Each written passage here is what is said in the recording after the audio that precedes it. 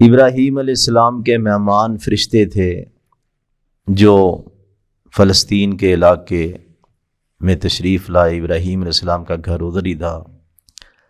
پھر اس کے بعد وہ شام گئے۔ لوط علیہ السلام کی قوم جو ان کے بھانجے ہی تھے ابراہیم علیہ السلام کے، بعض نے کہا بھتیجے تھے۔ تو قرآن مجید عقیدے کی اصلاح بھی کرتا ہے۔ لوگوں نے اللہ کے علاوہ مختلف لوگوں کو یہ سمجھا کہ یہ غیب کی خبریں بتاتے ہیں، بلکہ سکھوں میں بھی، ہندوؤں میں بھی، عیسائیوں میں بھی لوگ دکانیں لگا کے بیٹھے ہیں، حساب کتاب بتا رہے ہیں۔ کوئی ہاتھ دیکھ رہا ہے، کوئی ستاروں کی گردش دیکھتا ہے، بلکہ ہمارے مسلمانوں میں باقاعدہ میگزین ہفتہ وار چھپتا، اس میں آپ اپنے ستارے کی گردش دیکھیں۔ تو غیب کا علم صرف اللہ کے پاس ہے۔ کل کیا ہونا ہے، قرآن مجید کی کتنی واضح آیتیں ہیں سورہ لقمان کی، کسی جان کو پتہ نہیں کل اس نے کیا کرنا ہے، کہ وہ زندوں میں بھی ہوگا کہ نہیں۔ لوگ اس کے مستقبل کی خبریں بتا رہے ہوتے ہیں، اگلا سانس کیا معلوم۔ تو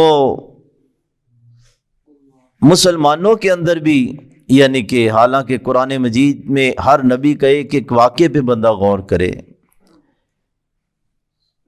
عالم الغیب، عالم الغیب اللہ کی صفت ہے، غیب جاننے والا۔ انبیاء نے اگر کوئی بات بتائی بھی ہے تو وہ اللہ کی وحی کے ساتھ بتائی ہے۔ جب وحی نہیں آتی تھی نہیں بتاتے تھے۔ 40 سال نبی صلی اللہ علیہ وسلم انہی کے لوگوں کے اندر رہے، نہیں بتایا۔ جب جبریل علیہ السلام آ گئے تو پھر بتانا شروع کر دیا۔ آپ سیرت پاک پڑھیں، اللہ کے نبی صلی اللہ علیہ وسلم کی زوجہ محترمہ پہ منافق تہمت لگاتے ہیں، 1 مہینہ رسول اللہ صلی اللہ علیہ وسلم پریشان ہے۔ ہاں جب وحی آئی ہے سورہ نور کی آیتیں تو پھر مطمئن ہوئے، خوش ہوئے۔ 1 مہینہ منہ سے کہنا ہے، وقت کے پیغمبر کے گھر پہ تہمت لگ گئی۔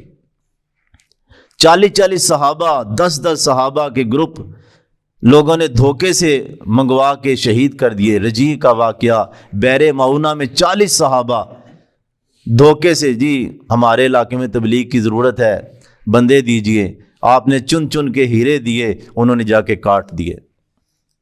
پھر آپ 1 مہینہ ان کے لیے بد دعا قنوت نازلہ کرتے رہے، صحیح بخاری کے اندر۔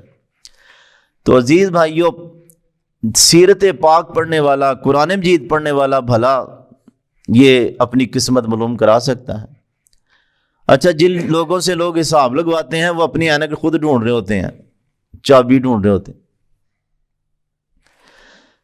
ہاں، شیاطین، ابلیس خوش ہو کے کوئی چیلا اگر اس کو دے دیتا ہے تو وہ تھوڑی بہت خبر اس لیے دے دیتا ہے کہ بندہ چل کے اتنی جلدی نہیں جا سکتا، جن لطیف مخلوق ہے، وہ تھوڑی انفارمیشن لے آتا ہے، ہم سمجھتے عالم الغیب ہے۔ اور یہ ہر مذہب میں۔ تو اب ابراہیم علیہ السلام کا واقعہ ذرا دیکھیں۔ مہمان آئے ہیں فرشتے، سلام دعا بھی ہو گئی۔ یہاں تو قبروں والے بھی سب کچھ جانتے ہیں، یہاں اللہ کے خلیل ہیں، سلام دعا ہو گئی، لیکن ابھی تک جج نہیں کر سکے یہ فرشتے ہیں۔ ہاں کہہ رہے ہیں دل کے اندر یا زبان سے، قوم منکرون، یار بندے کوئی ان نون ہے، اجنبی ہیں، لیکن پھر بھی نہیں۔ بچڑا بھون کے کوئی اوون تھوڑی پڑا تھا اندر، آخر مشکل ہوگی نا، کوئی آگ جلائی ہوگی اس کو، یعنی کہ گوشت کو بھون کے لے کے آئے۔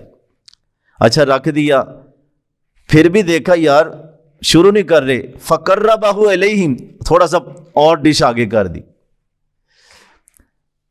اور پھر زبان سے کہا بھی تم کھاتے کیوں نہیں ہو جناب، الا تاکلون۔ پھر ڈرنے بھی لگ پڑے کہ کھا نہیں رہے۔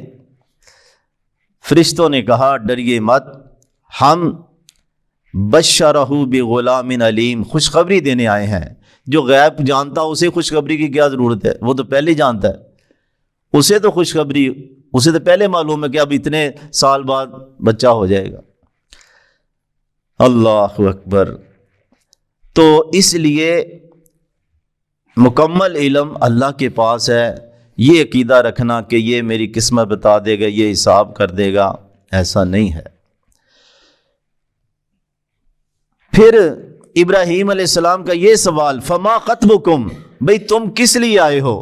یہ سوال غیب کا علم جاننے والا تو نہیں پوچھتا، بھئی تم کدھر، تمہارا روٹ ہے؟ تو ایک تو یہ بات، اور دوسری حضرت لوط علیہ السلام کے واقعے میں بھی اللہ نے کہا نشانی ہے۔ اللہ اکبر، نشانی کیا کہ جو فطرت کے خلاف قومیں چلتی ہیں، آخرت میں جو ہونا ہے اللہ دنیا میں عبرت کا نشان بنا دیتا ہے۔ فرمانا وَتَرَكْنَا فِيهَا آیَةً، نشانی بنا دیا، یعنی کہ اللہ رب العزت نے اس وقت تک مہلت دیتا ہے جب تک کوئی خیر کی امید ہوتی ہے۔ تبلیغ کرنے والے تبلیغ کر رہے ہوتے ہیں اور کوئی نہ کوئی امید ہوتی ہے کوئی کلمہ پڑھ لے، لیکن جب امید ختم ہو جاتی ہے پھر اسی طرح ان کو اٹھا کے پھینک دیا جاتا ہے، جس طرح پھلوں کی ٹوکری سے گندے پھل نکال کے پھینک دیے جاتے ہیں۔ اللہ اکبر۔ تو اللہ رب العزت نے اس قوم کو اتنے شدید زلزلے کے ساتھ ہلاک کیا کہ آتش فشاں پھٹ گیا۔ کہتے آج اس جگہ یعنی کہ وہ گیس کے ذخائر ہیں، اور یہ صاحب بتا رہے ہیں کہ کہیں کسی وقت یہ علاقہ، اس کا زمین کا حصہ جہنم بن گیا ہوگا۔ اتنے شدید طریقے سے اللہ نے اس قوم کو سزا دی۔ اور پھر زمین کے اندر اس قوم کو دھسا دیا، پتھر بھی پڑے، ایک ایک مجرم کے لیے وہ باقاعدہ میزائل کے طور پہ لگے، نشان زدہ تھے، اب رینج کوئی بھاگ نہیں سکتا تھا۔ آج بھی وہ کہتے ہیں وہ جگہ کالا پانی، اوپر کسی جگہ پانی کسی جگہ دلدلی، جو لوگ دیکھ کے آئے کہتے ہیں دلدل ہے، اور ڈیڈ سی، بحیرہ مردار، وہاں کوئی چیز جاندار رہ ہی نہیں سکتا، اتنی سمیل ہے، اور کوئی اس جگہ کوئی مچھلی نہیں، کوئی جاندار نہیں۔ اللہ تعالیٰ نے آنے والے لوگوں کے لیے وَتَرَكْنَا فِيهَا آیَةً لِلَّذِينَ يَخَافُونَ الْعَذَابَ الْأَلِيمَ، جو دردناک سے عذاب سے ڈرنے والے ان کے لیے ایک اللہ نے نشانی بنا دیا ہے۔ یہ ایڈز کی بیماریاں کیا ہیں؟ فطرت کے خلاف چلنے والوں کے لیے ایک عبرت ہے۔ اللہ تعالیٰ ہمیں جو قرآن مجید سے نصیحت ملتی ہے، جو عقیدے کی اصلاح ملتی ہے، اللہ سمجھنے کی توفیق عطا فرمائے، آمین۔